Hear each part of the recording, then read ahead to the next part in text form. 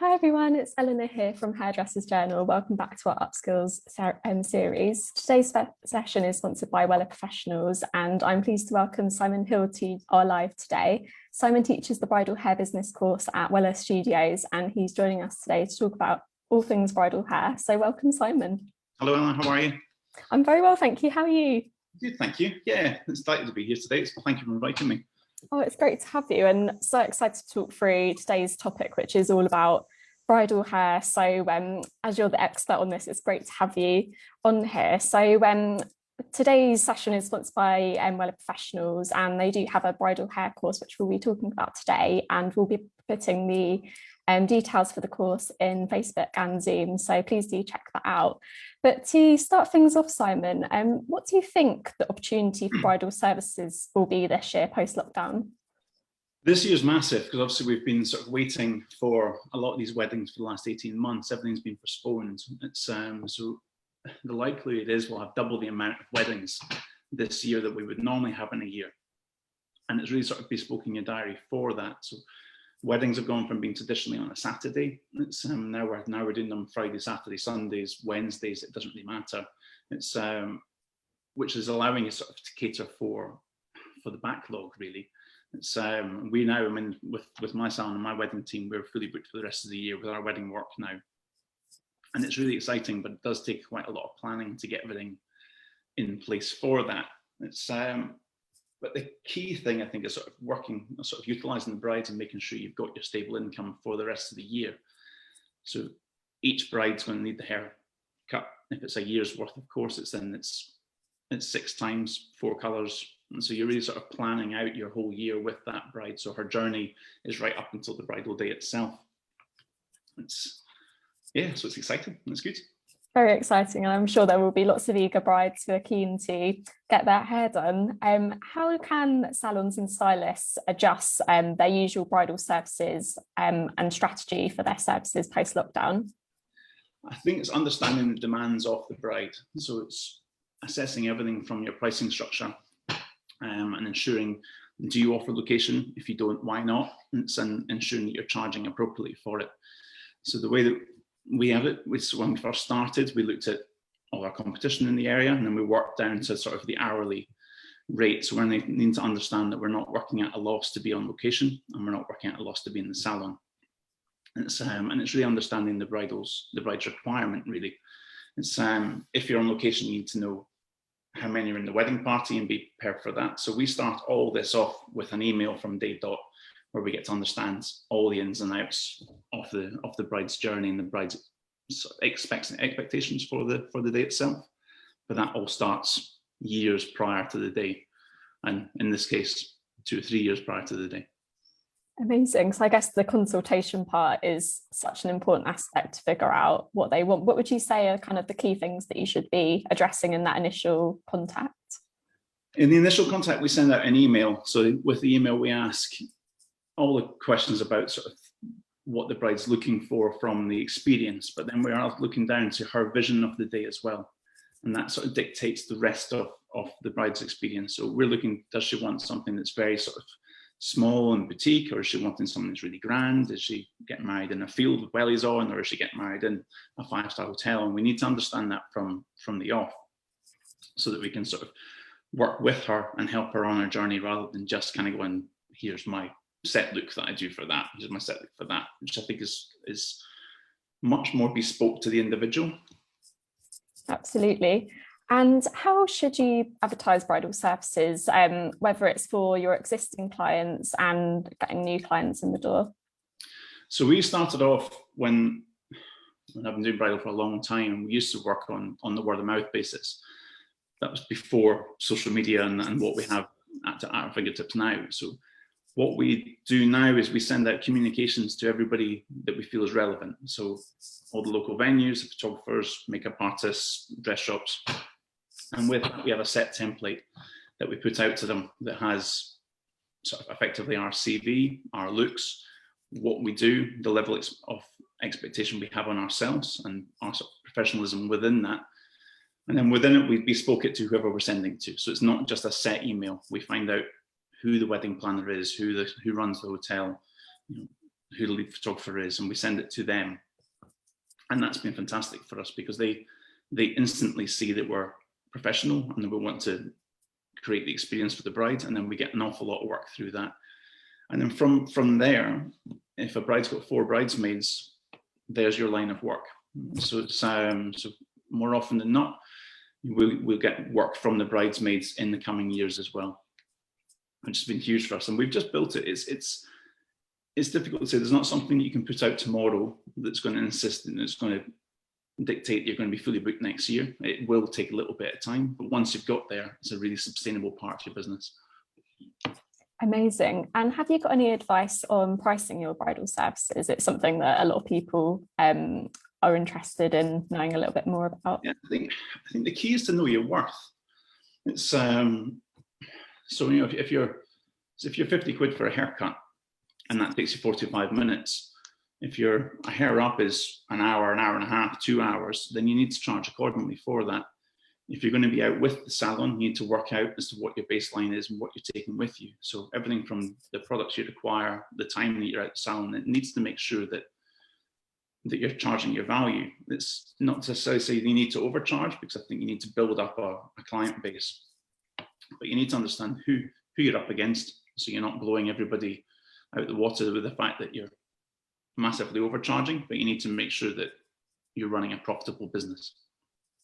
Yeah, that's so important to establish your worth and not putting yourself at a loss for the client, and making sure that they understand the value of the service that you're providing. So it's such an important aspect. As long as all the costs are explained to the bride. So if you're on location, whether it's 5 minutes up the road or whether it's, you know, a plane journey away, as long as everything's explained clearly, I think the bride will understand. It's I think if you throw in a number with no explanation, then I just don't feel that's very professional. I think it's nice to be able to kind of go, here's my travel costs, here's my stock costs, here's my time costs. It's and then everybody's on the same page from day one.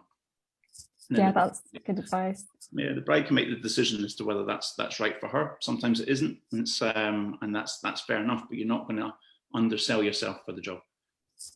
That's really good advice. So kind of listing out everything quite clearly, what the travel costs are, what the rate would be for the day, so that you're both on the same page. Yeah, and quite often have receipts and things available, so that you can sort of show the bride that it is what that costs to get there, and that's, you know, that train journey or that plane journey or my car journey was such. Amazing stuff. Great advice. And how can you secure the bride's loyalty to your salon? I think the key is to meet her expectations. So treat her like she is the most important person. It's for that whole period. So from the trial is really exciting, because that's the beginning of the wedding journey, and the wedding day itself, there's other things going on, but by the time you've got to the wedding day itself, you should have a strong relationship with that bride. If it is somebody that you've been working with for the past 18 months or so, it's occasionally with brides, it is somebody you meet on the day, and then that's a different thing that you've got to cater for. But really, as the hairdresser, you're the nice bit on the morning. It's sort of all the stresses is going on elsewhere, but you're just going to have that little piece of time with the bride where you're making everything a little bit relaxed and nice, and you're just going to make her look beautiful, which is the key in what she wants. But it's often that little sanctuary from everything that's going on around her. So if her to-be mother-in-law is driving her nuts, or her sister's being a pain, or whoever it is, then you've got an hour, 2 hours with that one person where everything just slows down a little bit more, and it's lovely. It's a really special time, I think, with that moment. Absolutely, that's really interesting. I know we were speaking before the live about the kind of etiquette around the day itself. Could you share any tips or advice for maybe reading the room on the day if the bride's feeling quite stressed? Any tips? So I see the hairdresser's role on the day slightly differently to some. So I think there's nothing worse than seeing part of the creative team, whether it's your hairdresser, your makeup artist, your photographer, leaning on a wall, looking at their phone. I think you're there to be part of their day. And I think you're there for a long time, and you help if you're not working. It's I think just be a part of it. And I think those are the little things that are remembered. So I've got brides who years ago I did the hair, and they still come into the salon and mention that I did that. And I, to be honest, wasn't aware that I did that. I was just trying to be helpful. But there'll be so many little things, you know, from putting the tiara in and putting the veil in, you know, so it's all the little things that you're going to spend time with that bride that are very personal to her. Absolutely. And I guess it adds that extra value and makes you stand out as a bridal stylist as well. If you can go that extra mile, it just makes the whole experience amazing for the bride. You want to be remembered for being professional. And I think it's the hair will be beautiful because you've been working with it for a long time. You understand exactly what you're going to do. And so I think that's almost a given if you're there on the day. But to be all the little sort of professional touches, I think, are really important. Absolutely. And are there any things that bridal stylists often forget on the day? Are there any kind of tips that you can suggest? Yeah, I think often they forget how big a day it is for that bride. It's for us, it potentially is a job, and we're getting up in the morning, we're going to do, and they're coming back. But for the bride, particularly if she's been waiting for it for the last, you know, however many long, it's such an important day. There's so much build up towards it. I think so. You've got to remember that, you know, there may be sort of people that are slightly on edge. There may be people that are overexcited, but you've got to sort of work with that. It's I think, yeah, if anything, be overly professional and just really work with the bridal party, and that's your calling card. It's if you arrive with a good impression, you leave with a good impression. That's what's remembered. Everything in the middle just happens. It's but yeah, I think those things are really important. Absolutely. And talking about kind of, I guess, because there'll be lots of brides this year who will be booking in their wedding days. Are you seeing any trends for this year or have any trend predictions for bridal hair? I think there are trends. I mean, accessories are going to be massive at the moment, but I think the key, because the wedding market is going to evolve quite a lot for a little while. So depending on the numbers that you're allowed, weddings are going to become an awful lot more intimate. But then on the flip side, you might have a smaller number and go big. So I think it's really sort of being very bespoke to the bride's requirements. So it's very rarely will you get brides coming in with the same Pinterest boards. It's, you know, they'll always have a vision for their day, and I think especially a trend that I've seen over the last sort of number of years, it's becoming very, very individual. So years ago, you know, weddings would be a very set structure, where now you can do anything you want, have anything you want. It's and I think it's being able to cater to that. And I think softness is going to be a big thing, but then softness creates a little bit more work. So you've got to make sure that looks like that for the duration. So you can't just do it really, really soft and beautifully at 6 o'clock and hope that it's going to be the same sort of throughout the day if you're starting really early. Brilliant. And I guess from the kind of technical side of things, what do you cover in your bridal hair business course at the studio?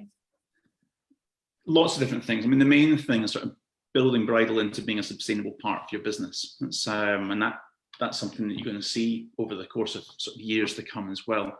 We are going to be doing hands-on as well. So some people will learn differently.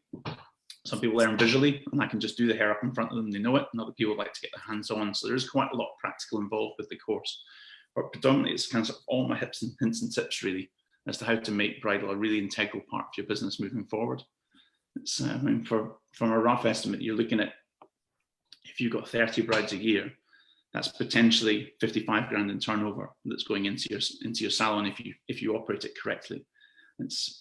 And it's working really with those numbers and understanding how to make it a profitable part of your business. Wow, yeah, that's a massive income stream to your business, isn't it? So it's a massive market. Who is the course ideal for? Anyone who works within bridal at the moment, or anyone who aspires to work within bridal. It's I know we're going to talk about it in a little minute, but there's a lot of hairdressers who are terrified of bridal hair or hair up in general. I would say that finding the sort of key parts of what individual styles are good at and really harnessing them. If you've got somebody that has a sort of flair for hair up, really work on it, because they could become a massively important part of your salon. It's equally, if you've got someone that excels in color or excels in cutting, push that as well. But I think that it's not for everyone. It's probably for sort of slightly more experienced hairdressers and salon owners to understand how to sort of build it into their business. It's there's some really easy steps to see a big difference in your annual turnover. Amazing. And we are popping the details for the course in Facebook and Zoom comments. But what will people learn from the course? How to sort of integrate it with your business. I think bridal's often something that people forget. It's as a sort of part of the business. We've been focusing so much on colour and retail and sort of building up client numbers, but with bridal, you've got a great opportunity to have, you know, a group of 5 people who are going to become really loyal long term. So if you can sort of, you know, times that by a wedding every weekend, you're really building your business for the future. It's and that bride will remember you forever and potentially become a client forever, because it has been such an important part of their day, of their life that you've been there for, provided you do it right and you're professional. Absolutely. And I know you touched upon maybe some stylists maybe feeling a little bit apprehensive about doing hair up for a bridal service. What can you advise to stylists who are maybe not as confident in that area? Practice, practice, practice. There's so much out there. I mean, particularly we've seen in the last 2 lockdowns, there's so many hairdressers who have been doing tutorials. There's loads of stuff on Instagram and Pinterest and YouTube. And I look at it. I use it all the time. I've got a whole load of dolls' heads in my garage that I work with when I've got an idea, and it's a nice way of sort of learning from each other. And I think something that's been massive out of this is how much more open the industry has become. We're also it's so easy to kind of sort of flick on and see something that's really quick. And whether it's just a quick braiding technique or a full-on hair up, it's nice just to be able to kind of sort of practice it. But yeah, you're never not learning the next stage.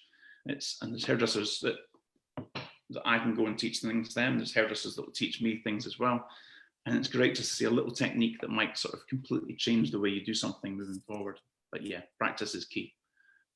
Practice makes perfect. And I guess there's so much education and lives going on at the moment. So it's a great kind of time to be looking for tutorials, and YouTube is another great resource. Are there any other places that you'd recommend to go? I think I kind of hoard books, and so I like to see sort of everything that's kind of sort of historical, and I like to see the way that things are done, you know, from different eras. But equally, I think, you know, it's seeing something on TV and thinking, right, I've seen that. How does that work? I'm thinking about it, and then working in all the sort of different platforms to be able to find key sort of hints and tips. But you know, there's hairdressers that are doing tutorials every day, every week. I mean, so Heather Robson's doing a brilliant one through the Wella page at the moment, and she's doing some beautiful work on there. It's Gustav Fruch, Michael Gray, Patrick Cameron. You know, they're all doing incredible stuff all the time, and I think it's really inspirational to see what's going on. Absolutely. And if those watching are maybe considering offering bridal services in their salon, is it something that every stylist and every salon should do? I think every salon should do it if they've got the ability to. You know, I think, and if you've not, it's something to work into your business. It's a massive part. I mean, even now, I get contacted by other hairdressers around sort of the location that I work in, asking, you know, is it okay to forward this person's number on to you? So I think, yeah, but you know, we'll come in the course and we'll learn, and you can do it yourself.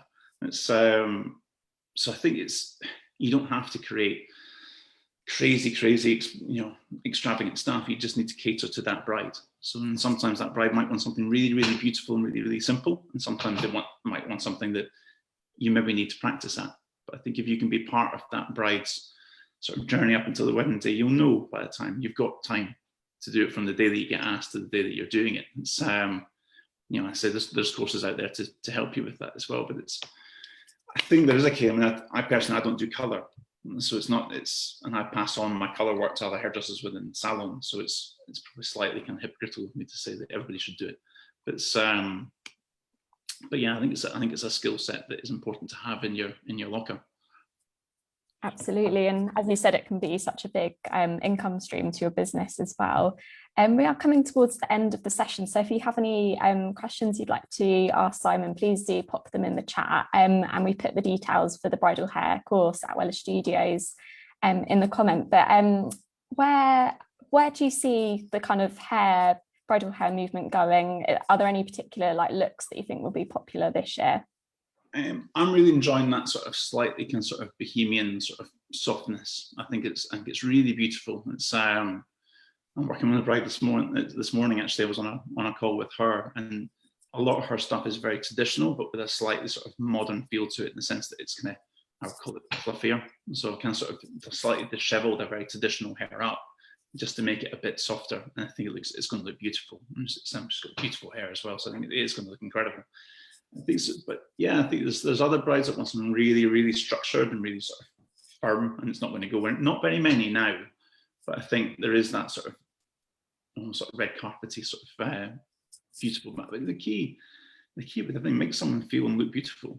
It's kind of sort of, it doesn't really kind of sort of have to be a set style. You know, I think some people will come with a vision, and I think it's refining that. So what I generally ask all my brides for is 3 photographs of things that they like and 6 photographs of things that they don't like. And you could have endless photographs of things that they don't like. But I think that allows me to get a little bit of a vision for which direction to go in. Because generally the 3 things will have a common theme. And the photos that they don't like will also potentially have a bit of a kind of sort of nod towards what they do, but it might be too tight, too soft, too big, too small. And I think it's just asking the right questions to ensure that you get the answers. Amazing. And what would you say are the kind of key things maybe on the day? Have you got your kind of go-to kit that you take with you to each wedding? Yeah. So I've got a kit that's kind of ready to go that I don't touch. So it's always there, and it's ready to kind of sort of pick up from the salon and put in the car. And I know exactly what's in it, so I'm not turning up on the wedding day and thinking, you know, I don't have this or I don't have that, and I've got to work with it. But I think your key thing, I mean, I love a dry shampoo. I love a texture spray, love a hairspray, and love curvy grips. You know, I think you can pretty much get away with most things with those, and bands. But ensuring you've got, you know, tongs, curlers, rollers, all the things that you could possibly require. But as well as you should know what you're going to be doing on that day, due to the kind of trial and everything that you've set up in place. And so, you know, if that client requires a full set of rollers in before you're going to do anything, that's what you need to do. You know, if you need to prep it with pin curls, then that's what you need to do, and you take the kit accordingly. But equally, a needle and thread. I've also got a few kind of sort of clasps, I've got a few kind of sort of hair accessories just in case anything gets broken or damaged, or not by me, but by whoever. Just ensuring that you've got everything in your locker for whatever eventuality. I'm speaking to you before about one of my makeup artists that I work with, who has this little bag that he brings with him, and it's got everything. I've never seen him at a loss to find something in that bag. It's from cams to rescue remedy to needle and threads to tiaras, the whole shoot match, everything comes out of this bag. And so yeah, my key advice would be to bring my key wherever you go. Amazing stuff. And I guess you can never be too prepared for anything that might happen on the day, so it's great to have things like a sewing kit. Is there anything else that you have to hand that maybe is a bit out of the box? I have to set the box. Nothing really particularly unusual. It's sewing kit is important, because you never know what's going to happen, and if you're the person that can save the day with a sewing kit, then that's great. It's but not really. And you know, it's every bride will come with its set of unique things that's going to go on. So it's but it's such a special time to be with somebody on an important morning. It's being part of that. I think it's just ensuring that you're not the one who lets it down. Amazing. I think that brings us to the end of today's session, but thanks so much, Simon, for sharing all of your words of wisdom with bridal hair, and we have popped the details for the Wella Bridal Hair Business course in the comments, so please do go and check it out. But thanks so much, Simon, for joining us. No, thank you, Anna. Cheers. Bye. Thanks, everyone. See you soon. Bye.